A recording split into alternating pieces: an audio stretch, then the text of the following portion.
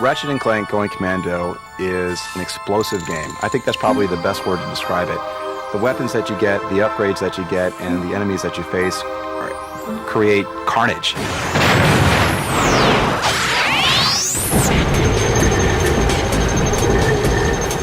When we finished Ratchet & Clank, we had an opportunity to move right into the sequel. And I went around and started asking people, what do you think? Should we do it? The answer was yes. Let's go ahead and take advantage of the momentum that we've built with the first game. We did this game in only a year, and that, I mean, in this day and age, and especially for a game as big as this, that's almost impossible. I'd say it is impossible if you're not coming off of a running start. We had strong RPG elements, we had very strong action platformer gameplay, and we're bringing all of those elements to the new game, and then we're upping it. I think what really made Ratchet & Clank popular was all these weapons. People just wanted to go and blow shit up, and we want to take that to the next level. With Ratchet & Clank 2, we want to say, okay, we're tripling, we're quadrupling your firepower. It's all about blowing 10 times as much shit up. There's bigger weapons, there's bigger explosions, there's bigger adventures to go on, which is really going to help involve the player in gameplay and within the story itself. Ratchet & Clank have just defeated Drek. They're hanging out at home, chilling, watching TV. They are transported suddenly into this giant ship where a guy named Mr. Fizzwidget asks them for their help. I'm sorry to incapacitate you, but our entire galaxy is in a very precocious situation. I must humbly request your sustenance on a mission of dire urgitude. He says, I want you to come to the Bogon Galaxy and retrieve this experiment. And in return, I'm going to make you a commando. We try to push forward at all times. We try to think of something that we haven't done before that's really going to challenge all of us as a team. This definitely takes place in the Ratchet & Clank universe, but I think we've moved kind of to the outer fringes of that universe now. So we have everything from an alien swamp to like an outer space casino that's in orbit to giant bustling cities that are just really alive and teeming. Sometimes it can be frustrating as an artist to build these worlds that you think are really beautiful, but then know that all the player wants to do is blow them up.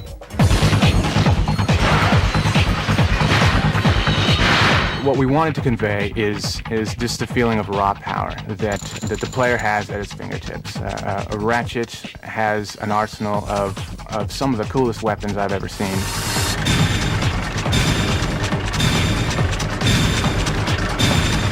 This time we decided to do things that were a lot more graphical and, FX-based, energy weapons, electricity, lava, plasma. We have the mini rocket gun. It's very similar to the Devastator, but much more powerful this time. Synthenoid is a small character who has a weapon for an arm. He'll fly like a little angel above your shoulder. There is a throwing star, which is your boomerang style. It bounces off walls, takes out enemies. It has a seeking advantage to it where it will actually find your enemy for you. I've sometimes started over a weapon because people look at it and go, oh, that's good. Start over. That's not good enough. When you show a finished weapon and people look at it and go, whoa, you know you did your job good. The changes from level to level as you progress in a new Ratchet are extraordinary. The enemies get much tougher, their attacks are stronger, and you as the player need to find ways to combat that. We definitely wanted Ratchet to improve over the course of the game. So now his health increases. He actually gets experience from his enemies. His weapons improve based on which weapons he's using or how often he uses them. And he has the chance to evolve over the course of the entire game. We've created an experience system whereby your own ability to do damage increases the more enemies that you kill, and your weapons also gain experience and go through upgrades so that by the end of the game you're maybe 100 times more powerful than you were at the beginning. One of the philosophies that we've adopted at Insomniac is to create a lot of replay in our games, and Maxi Games works perfectly with that philosophy. Maxi games are an evolution of the mini games. It's an opportunity for players to make money, to gain experience, and to play something fun. I love the hover bike races, and the reason I love it is because of the sense of speed that you get. Spherical worlds are these like small moonlets that Ratchet can travel around and jump on these jump pads and fly up to very high heights. And you get the sense of vertigo as you're like standing on this very tall structure looking down at the spherical world. We have some sensitive stomachs at Insomniac, so we can always find those group of guys and show them a spherical world or show them some spherical challenge, and that will be our bar for nauseating effect. They were not vomiting, but they ended up, but there were some close calls. Who are these people? I ain't telling.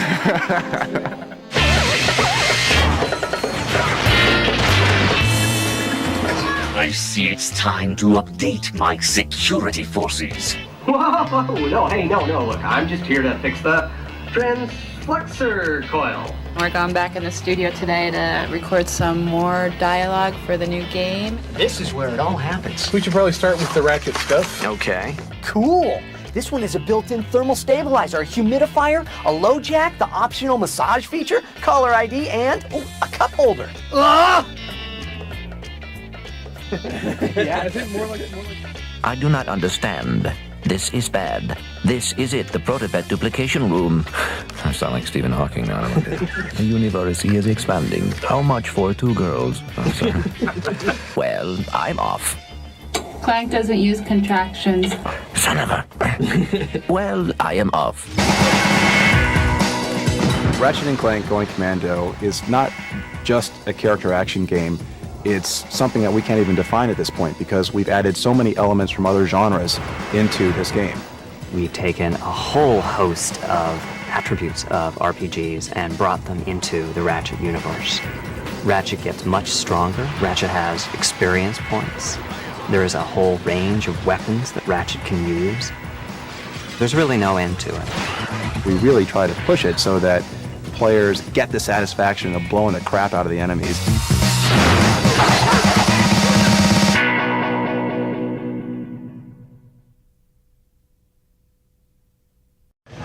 Okay, hello.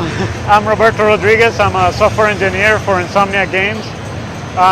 One of the programmers on Ratchet & Clank Going Commando, and I want to show the game.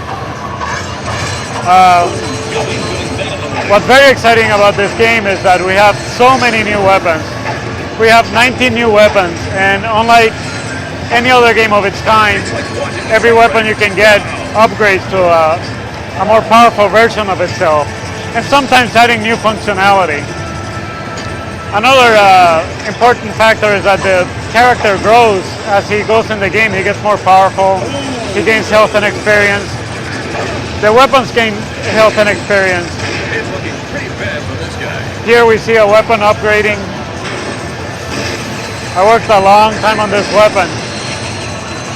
When kids play at home, they see the final product, but sometimes they don't realize how much work goes into it. In this particular weapon, I started over from scratch about 8 or 9 times with different designs and ideas until we finally decided to settle on this one.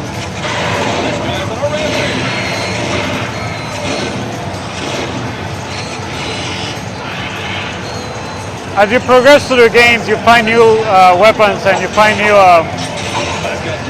you get new experience and you can upgrade health points and weapons. And what I'm showing here is one of the mini games, what we're calling mega games. They're games all on their own. They have new challenges. If you win, it unlocks other challenges.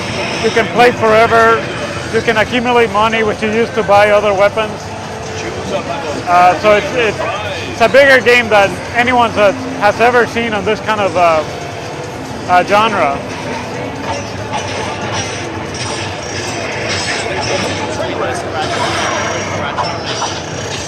Well, this game is about 1.5 times bigger than the original.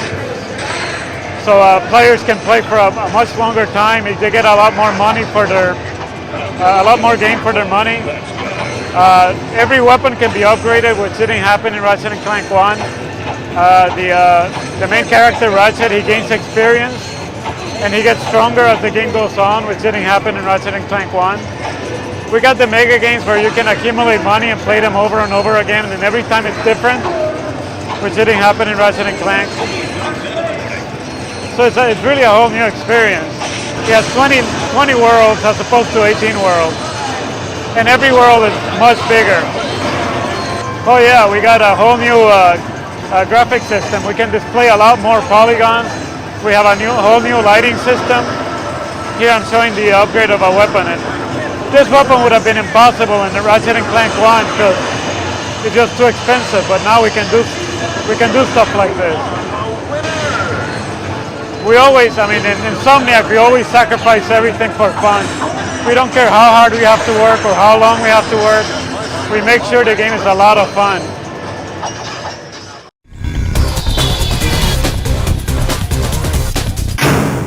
My name is Ted Price. I am the president of Insomniac Games, and I'm here talking about Ratchet & Clank Going Commando coming out for the PlayStation 2.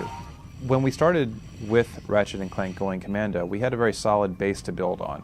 Ratchet & Clank, the original, was a well-received game. It introduced a lot of new features to the genre.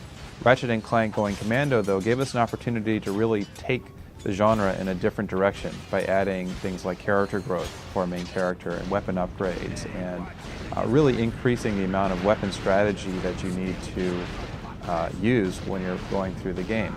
So for the last several months, we've been refining the game, putting the brand new levels in, actually making some of the last few levels very challenging so that you really are going to need a lot of the big, powerful weapons to get to the final portion of the game. And as a result, it's turned out to be a very different game than Ratchet & Clank, the original. The fact that Ratchet can go from 4 hit points at the very beginning to 80 at the end is a huge difference from both Ratchet, the original, and any other platform on the market today. You gain experience by killing enemies, and that experience allows you to build up hit points. That's important in this game because the enemies get significantly more powerful as you move from the first levels to the last levels. They're doing more damage, they have more hit points, so you better make sure that you've built up your character and acquired weapons and made sure that you got the upgrades for the weapons. Mega games for us are the logical evolution of the mini games. What they are multi-tiered challenges that occur throughout the game. Things like gladiator arenas, space combat, hoverbike racing, etc. These are challenges that you need to take on to resolve the story, but it extends the gameplay. There's more replay in each of these challenges, so that's why we're calling them mega games versus mini games. There is one very nice bonus that you get if you have a memory card from the original Ratchet. If you've actually purchased the bomb glove, the walloper, the decoy glove, the Visibomb, or the Tesla claw, you can go to a vendor in the 4th level and you'll get those weapons for free. The game starts after Ratchet and Clank have defeated Chairman Drek from the first game. They're hanging around, waiting for something to happen. And they get a call from a brand new character named Abercrombie Fizzwidget. He's the head of the Megacorp Corporation in the Bogon Galaxy, and he has a job for them. He wants Ratchet to become a commando and track down this experiment that's been stolen from the Megacorp laboratories. And the experiment's a cute, fuzzy creature that has a lot to do with how the story unfolds. But this experiment was stolen by a masked figure, and that's the first glimpse of another character that you get in the game. So we're introducing several main characters as well as a bunch of secondary characters that you run into as you hop from world to world. We have several levels where Clank is a playable character. Actually, one level where you're alternating between playing both of the characters. We also have a couple levels where you're playing Giant Clank. What's cool about those levels is that they are spherical worlds. They are complete globes around which you can travel without ever leaving the level. So we've done away with the flat worlds in these instances. And we've also given Giant Clank this jumping ability where you can get really high above the planet and see the entire world. It's a very different approach to platforming, and I don't think it's really been done before. We've made significant improvements to the engine, though. At the beginning of Ratchet & Clank Going Commando, Al Hastings and Rob Wyatt, our Vice President of Technology and one of our senior engineers, spent a lot of time tweaking what we had built for Ratchet & Clank, the original. And as a result, we can draw a lot more polygons, a lot more characters, and the worlds are about 150% bigger than the original, which leads to the fact that the game is about 150% bigger than the original, both geographically and in its complexity. This time around, thanks to the technology and thanks to additional design, players are going to get even more bang for their buck. We're supporting progressive scan and 16:9, so if you've got a high-def TV or a widescreen TV, you'll be in great shape. We're also, we've got Dolby Surround, and we are running at a consistent 60 hertz, so 60 frames per second. It really does make a difference when you're looking at these very detailed worlds if it's running at 60, and it's very solid. We do have much more complex gameplay this time around. I think the enemy AI was another place where a lot of our very talented gameplay programmers brought their talents to bear and made the enemies act more intelligently and made the gameplay a lot more engaging than Ratchet 1. Today we are seeing Ratchet & Clank Going Commando. It's the sequel to Ratchet & Clank, and we have been working on it in secret for the last few months. I mean, we really went into the very guts of the game and turned it upside down. What we've got is this kind of curve that's occurring through the game. As Ratchet gets stronger, the enemies are getting stronger. Plus, your weapons are doing more damage. You're earning more money. So, it's a very different approach to the platform action-adventure genre that we're introducing with this concept. I think that there are some pretty interesting visual additions that we're making to the game. I think one that has everybody here very excited is the spherical worlds. It's something we always wanted to do. I've wanted to do this in Spyro, and this is the first time we've actually had the technology to pull it off. There are these globes that you can walk completely around, and we have a lot of height challenges on these worlds so that you can get up and see the entire world. You jump up like 100 meters off the world, and you're looking down at it, and it's like, it's like you're way up in the stratosphere, and it's kind of like the coolest thing to really get those moon jumps, to feel that moon gravity. They were thinking, gosh, this is something that nobody else has seen in a game. One thing that's cool about the spherical worlds is it's different every time. You're not always doing the same thing. We're really trying to kick in some variety, and I can't quite go into what it is exactly, but there's some very cool things that you'll do on them. Another big addition to this game is the Maxi games. Now, we created mini games in Spyro way back when to provide segregated gameplay challenges that were off the main path. So we came up with Maxi games. And Maxi games are segregated gameplay challenges. But you can return to them and play them over and over to earn bolts and to upgrade your weapons. And plus you get more nanotech, which allows you to increase your health meter. By having an increased amount of hit points, we can have more enemies that are firing more shots, and each enemy encounter can almost become a small battle. And it's more of a time challenge where you just have to find your biggest and baddest weapons and take out the enemies quickly before they've depleted Ratchet of all his health. Well, we really pulled out the stops in terms of the number of weapons this time. We have 19 new weapons in the game, and 18 of them can be upgraded. So not only do we have this whole host of new weapons, almost all the weapons have upgrades for an effective count of about 36 new weapons. The upgrades are pretty cool because when you kill enemies in the game, your weapon gains experience as well as you.